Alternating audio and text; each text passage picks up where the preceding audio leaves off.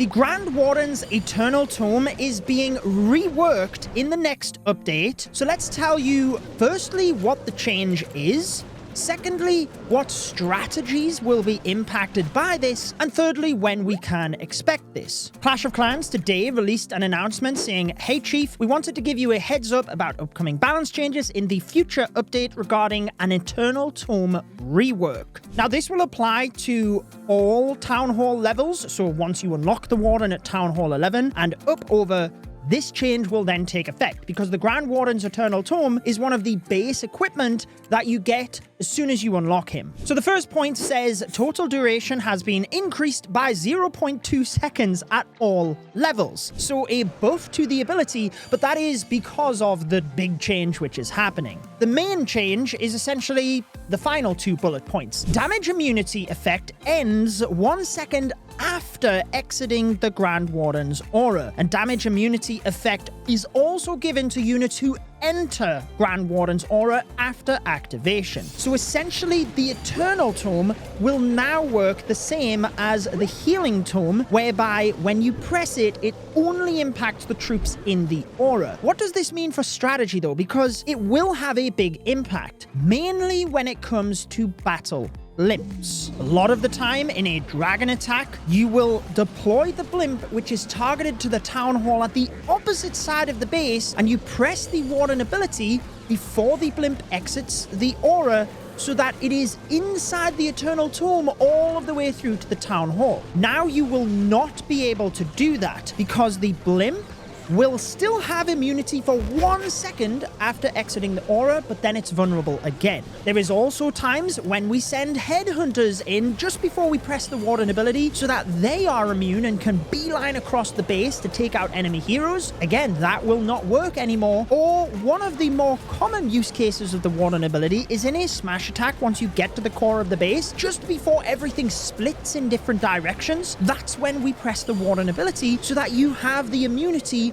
as the troops are going in all different directions of the base. Again, that will no longer be as effective. So it's a pretty big nerf to the Eternal Tome in that regard, but there are times when clearly this will be better. A lot of the time with my Root Rider and Valkyrie attack, the troops are inside of the aura all of the time, which means now they get an extra 0.2 seconds inside of that aura, or sometimes the Royal Champion might just be outside of the aura depending on where she is, and then she'll actually run into it, but if I have already pressed the ability, then she's not immune at that point. She still gets the healing because that's how the Healing Tome works. However, after this update, she would then be immune once she runs inside the aura of the Grand Warden. Obviously, when you look at this, there are pros and cons depending on the strategy that you use, but I do think it is good to have consistency across areas of the game as well. So it depends on your strategy and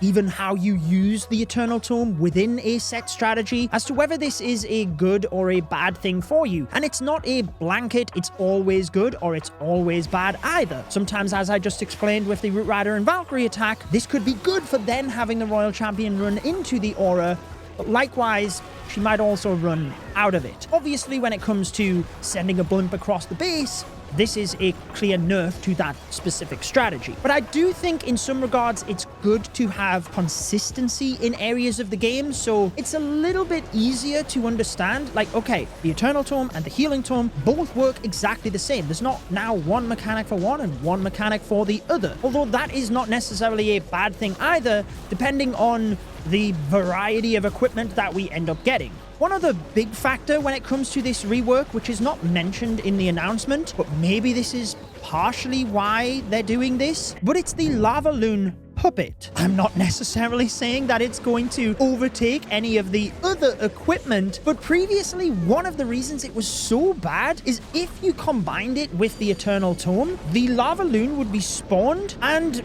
they would be vulnerable whilst everything else is protected. Whereas now that's not necessarily the case because the Eternal Tome is not a one activation and then it's on a set time. It's actually activated within the aura for that entire time. So whilst you press the ability and the lava loon puppet is spawned, they are then inside the aura, and therefore they are then immune as well. So it does mean there's a little bit better synergy between those two pieces of equipment, but let's be honest, with the equipment the Warden has, I don't think anyone is going to be rushing to use the lava loon puppet. When it comes to time frames for this rework, they have not said within the announcement. However, within previous years, we've always had an update in June because the team is on summer holiday in July. So I would expect, given the time of this announcement, that we could expect an update in June, but obviously there's no 100% confirmation of that. I do want to say I think the team has done a better job recently in giving us the heads up on things that are going to